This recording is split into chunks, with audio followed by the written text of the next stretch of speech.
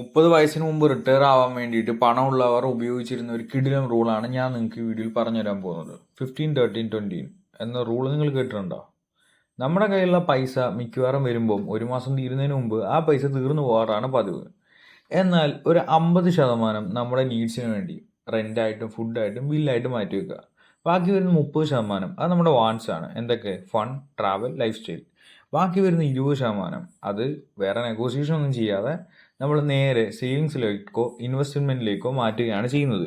ഇതിനെയാണ് ബഡ്ജറ്റിംഗ് എന്ന് പറയുന്നത്. പലപ്പോഴും ചിന്തിക്കുന്നത് ബഡ്ജറ്റിംഗ് എന്നുള്ളത് നമ്മുടെ ഫണ്ടൊക്കെ സാക്രിഫൈസ് ചെയ്ത് നമ്മുടെ പൈസ വെറുതെ എവിടെയെങ്കിലും ഇൻവെസ്റ്റ് ചെയ്യുക എന്നുള്ളതാണ്. പക്ഷേ നമ്മളിവിടെ ഉപയോഗിക്കുന്നത് നമ്മുടെ ഫണ്ടിന് അല്ലെങ്കിൽ മണിക്ക് ഒരു കൺട്രോൾ കൊണ്ടുവരികയാണ് ചെയ്തത്.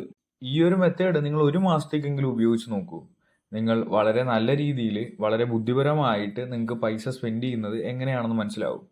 ആൻഡ് ഇതുപോലുള്ള വീഡിയോസിന് വേണ്ടി ഫോളോ ചെയ്യാൻ മറക്കണ്ട.